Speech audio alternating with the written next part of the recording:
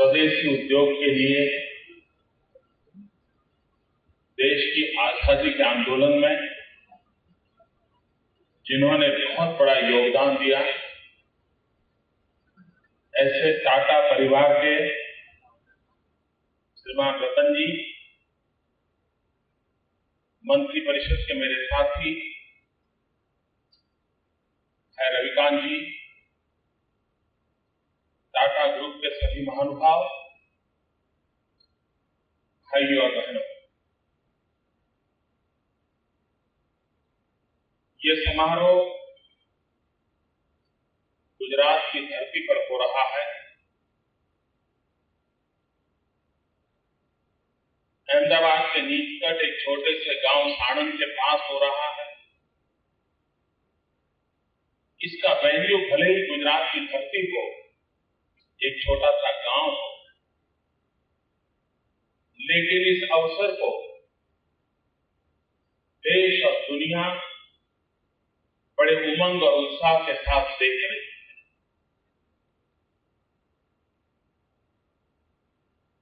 सामान्य से सामान्य आजीविका पाने वाला व्यक्ति जब अपने जीवन में जो सपने देखता है तो उसमें एक छोटा सा सपना ये भी होता है कि काश मेरे घर में भी एक कार हो। ये middle class, lower middle class family का जो सपना है, उस सपने को संजोने का काम इस साणंद की धरती पर हो रहा है। आज देश को हम अर्पित कर रहे हैं। मुझे याद है कि गत वर्ष हम हमारे ग्लोबल इन्वेस्टर समिट के लिए हमारे सरकार के कुछ प्रतिनिधि भिन्न भिन्न देशों में गए थे। तब इटली में एक राज परिवार की कन्या मिली थी हमारे डेलीगेट, और उसने कहा था, बहुत धनी है, दुनिया की हर प्रकार की गाड़ियां उसके घर में मौजूद है। उसने रिक्वेस्ट की थी, क्या पहली नैनो मुझे मिल सकती है? आप कल्पना कर सकते हैं कि नैनो के आने से पहले नैनो के प्रति एक कैसी उत्सुकता है। 20वीं शताब्दी के प्रारंभ में फोर्ड के द्वारा एक छोटी सी कार बाजार में आई और पूरे विश्व का ध्यान उस कार के प्रति गया था। और लोगों को लगता है कि भाई हाँ, हम भी राजा महाराजा और राजकर्ताओं के निकट हम भी कुछ रह सकते, वो माहौल बन गया है। मैं समझता हूं जो रिवॉल्यूशन फोर्ड के माध्यम से 20वीं शताब्दी के प्रारंभ में हुआ था, 21वीं शताब्दी का ये यश श्रीमान रतन टाटा जी को जा रहा है और उनके इस प्रयास को जा रहा है।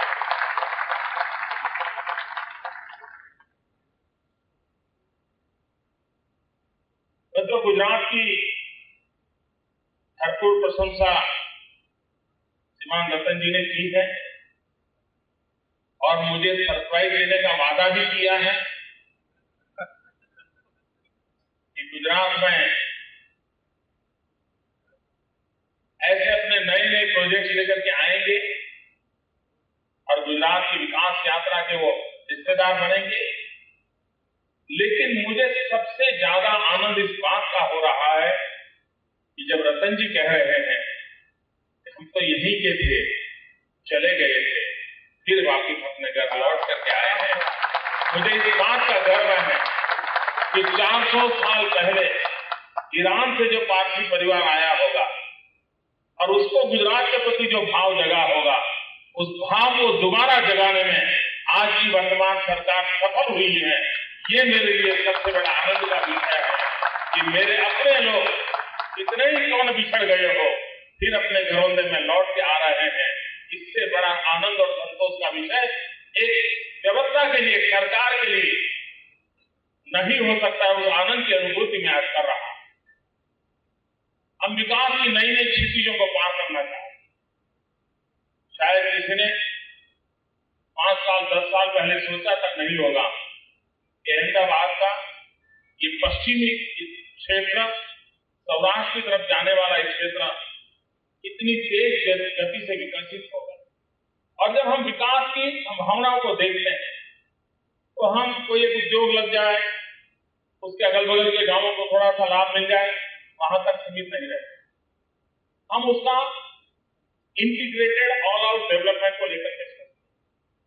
अभी हमने जापान के साथ एक एमओयू किया है और उस एमओयू में एक महत्वपूर्ण निर्णय हमने किया है कि साणंद और चागोदर, इस पूरा जो बेल्ट नया विकसित हो रहा है, उसको इको फ्रेंडली सिटी के रूप में डेवलप करने का जापान के साथ मिलकर के हम काम करेंगे। इसका मतलब कि यह नगर ऐसा डेवलप होगा जो अहमदाबाद से भी दुनिया का कोई व्यक्ति आएगा तो उसको देखने का मन करेगा कि जहां पर इतना औद्योगिक विकास हो रहा है वह पूरा नगर किस प्रकार से एनवायरमेंट फ्रेंडली डेवलपमेंट हो सकता है।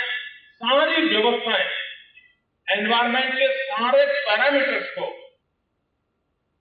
एस्टैब्लिश करने वाला अर्बन डेवलपमेंट का एक मॉडल हम इसके साथ जोड़ने के लिए जा रहे हैं। मित्रों, आने वाले दिनों में जब जापान और भारत सरकार और गुजरात सरकार के माध्यम से जो दिल्ली मुंबई इंडस्ट्रियल कॉरिडोर बन रहा है, उसका मेन हब साणंद के निकटवर्ती खड़ा हो रहा है, तो आप कल्पना कर सकते हो कि यह क्षेत्र आने वाले दिनों में कितना डेवलप होने वाला है। मुझे याद है जब मैं धौलेरा के एसआईआर की चर्चा कर रहा था, तब जो जमीन की खरीदारी करने वाले लोग होते हैं उनको इमीडिएट लगता था हाँ यार कुछ होने वाला है, और वो थोड़ा इधर उधर मूवमेंट करना शुरू किया। लेकिन बहुत कम लोगों का अंदाज था कि धौलेरा जहां कोई रोड बनाने के लिए तैयार हो, किसी सरकार को विचार नहीं आता था कि धौलेरा एक ऐसी जगह है जहां रास्ता भी बनाया जा सकता है, जहां रास्ते के लिए भी नहीं सोचा जा सकता था, उस जगह पे यह राज्य दुनिया का अव्वल नंबर का इंटरनेशनल एयरपोर्ट बना करके एक विकास की पूरी नई स्थिति को शुरू करने जा रहा है। और स्पेशल इन्वेस्टमेंट रीजन, तो एक जमाना था थोड़ा इंडस्ट्रियल एस्टेट बना दो तो लगता था विकास हो रहा है, फिर एक जमाना आया इंडस्ट्रियल पार्क बना दो तो लगता था विकास हो रहा है, फिर लगने लगा नहीं एसईजेड बना दो तो विकास के मॉडल बन रहा है। मित्र, हम नेक्स्ट जनरेशन डेवलपमेंट के सोचने वाले लोग हैं और हम industrial estate, industrial park, special investment zone के बजाय अब स्पेशल इन्वेस्टमेंट रीजन की दिशा में आगे बढ़ रहे हैं और एक नई विकास की ऊंचाइयों को पार कर रहे हैं।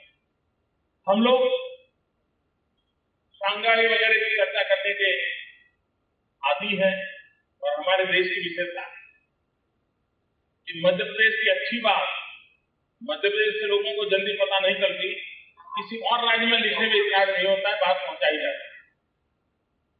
मतलब हम लोगों ने दहेज का जो डेवलपमेंट हो रहा है, जो लोग विकास को बारीकी से नजर से देखते हैं, वे अगर देखेंगे तो उनको ध्यान आएगा कि दहेज पूरे विश्व का ध्यान आकर्षित करे उस ऊंचाई तक पहुंच चुका है। और मैं निकट भविष्य में देख रहा हूं कि दुनिया इस बात को रिकॉग्नाइज करेगी कि गुजरात किस प्रकार से इस डेवलपमेंट के नए मॉडल को दुनिया के सामने ला रहा है और उसका लाभ आज विश्व के सामने होने वाला है। मित्रों, 50 साल में एक बहुत बड़े इन्वेस्टमेंट के साथ टाटा ग्रुप गुजरात की धरती पर आया है। लेकिन मुझे कहते हुए बड़ा गर्व होता है, मैं जब आज आते समय रतन जी से बात कर रहा था, टाटा ग्रुप का इतना बड़ा इन्वेस्टमेंट हो, इतना बड़ा प्रोजेक्ट हो और इतने कम समय में कार्यान्वित हुआ हो, ये सबसे कम समय में काम हुआ हो, ये नैनो का प्रोजेक्ट है। मतलब टाटा ग्रुप के एफिशिएंसी के साथ गुड गवर्नेंस जुड़ने के कारण गति कितनी तेज हो सकती है, इसका एक उत्तम उदाहरण गुजरात की धरती पर इस नैनो प्रोजेक्ट ने प्रस्तुत किया है। मुझे विश्वास है कि आने वाले दिनों में भारत की विकास यात्रा की जब जब चर्चा होगी, तब तब एडवर्स सिचुएशन में भी, क्राइसिस में भी किस प्रकार से निर्णय किए जा सकते हैं, नैनो एंड गुजरात ये देश और दुनिया में कभी न कभी चर्चा का विषय रहेगा, ये मेरा विश्वास। मित्रों, जब नैनो यहां आया, कुछ बातें मैंने जो पहले कही नहीं है, मैं आज कहना चाहता हूं। रविकांत जी मुझे मिलते रहते थे। जब नैनो का विवाद खड़ा हुआ, तब मैंने रवि जी से एक बार कहा था, मैंने कहा रवि जी कुछ भी करो, इस समस्या का समाधान होना चाहिए, क्योंकि इसके कारण हिंदुस्तान के और राज्यों में भी हवा फैलेगी, तो जो विकास करना चाहते हैं उनको कठिनाई आए। वो मेरे साथ सहमत। मैंने कहा कुछ भी कॉम्प्रोमाइज करना पड़े, जो करना पड़े, लेकिन आप वहां एक बार इसको गाड़ी सिरे पर चढ़ा दें, और वो कोशिश कर रहे थे। कुछ दिनों के बाद मैंने सुना कि दुनिया के कई देशों ने टाटा को ऑफर किया है कि आप आइए, कोई रुपया नहीं लेंगे, आप अपना शुरू कीजिए। तो मैं चौंक गया, और तब मैंने रवि जी से संपर्क किया। मैंने कहा भाई कुछ भी हो, लेकिन हिंदुस्तान के बाहर तो नहीं जाना चाहिए। ये देश की इज्जत का सवाल है, और 21वीं सदी हिंदुस्तान की सदी बनाने की बात करते हैं। चाइना के साथ हम स्पर्धा में खड़े हैं, और हमारे देश के व्यक्ति हैं इस प्रकार का काम न कर पाए। स्थिति एक देश के लिए अहित हो जाएगा। आप कुछ कीजिए। मेरी परेशानी को अनुभव कर रहे हैं। और जब रतन जी ने कलकत्ते में प्रेस कॉन्फ्रेंस में जब कहा कि अब हम बंगाल छोड़ रहे हैं, तब तक मैंने कभी नहीं कहा था कि आप गुजरात आइए, क्योंकि मैं मानता हूं हिंदुस्तान के किसी भी राज्य में अगर प्रगति होती है तो अल्टीमेटली देश का भलाई होता है। वो गुजरात में हो, बंगाल में हो, महाराष्ट्र में हो, बिहार में हो, उड़ीसा में हो, कि पूरा देश हमारा है, और हमारी सोच ये होनी चाहिए। लेकिन जब स्थिति वो बनी, तब मैंने एक छोटा सा SMS करके रिक्वेस्ट की थी, वेलकम टू गुजरात। और आज ₹1 का SMS कितना बड़ा काम कर सकता है, ये आपको कितना बड़ा काम कर सकता है। एफिशिएंसी क्या होती है, काम कैसे किया जा सकता है। एक कॉर्पोरेट कल्चर के साथ गुजरात गवर्नमेंट मशीनरी भी मैच करके कैसे काम कर सकती है। कभी कभी इस प्रकार के प्रोजेक्ट से मेरी मशीनरी को भी, गवर्नमेंट इंस्टीट्यूशन को भी बहुत कुछ सीखने को मिलता है। जब हम इस प्रकार के कॉर्पोरेट वर्ल्ड के साथ कंधे से कंधा मिला करके काम करते हैं, तो हमारा भी एफिशिएंसी लेवल बढ़ता है, हमारे डिसीजन मेकिंग प्रक्रिया बदलती है। मित्रों, आज गुजरात की जो विकास यात्रा है, उस विकास यात्रा में सबका योगदान, हर किसी का कंट्रीब्यूशन है, और उसी ने इज्जत बनाई है। और इज्जत के भरोसे हम देश की भरपूर सेवा करना चाहते हैं। गुजरात की धरती पर हम वो गुण खिलाना चाहते हैं कि जिसकी महक पूरे हिंदुस्तान को मिले, पूरे हिंदुस्तान को प्रगति का एहसास गुजरात की धरती से मिले। उस दिशा में हम प्रयास कर रहे हैं। मैं टाटा ग्रुप को, रतन जी को फिर एक बार निमंत्रण देता हूं। ये घर आपका है, ये धरती आपकी है, आपके पूर्वजों का पसीना यहाँ बहा है। आइए, ये धरती आपको निमंत्रण देती है। आपने अब तक जो विकास किया है, उससे कई तेज गति से विकास करने के लिए ये धरती आपको निमंत्रण दे रही है। आइए, गुजरात आपका इंतजार कर रहा है, आपका स्वागत करने जा रहा है। बहुत बहुत धन्यवाद। और देश के गरीब और मध्यम वर्ग के परिवारों को मैं बड़े आदर के साथ कहना चाहता हूं कि गुजरात की धरती में पैदा हुई ये नैनो आपके सपनों को साकार करेगी। आपको जिस गति से आगे बढ़ना होगा, ये आपको साधन के रूप में काम आएगा। जिस मंजिल पर पहुंचना है, उस मंजिल पर ले जाने के लिए ये आपके लिए एक विरासत बनेगी। और मुझे गर्व होगा कि मेरे गुजरात की धरती से आपकी सेवा करने के लिए नैनो आपके घर पहुंच रही है। बहुत बहुत धन्यवाद।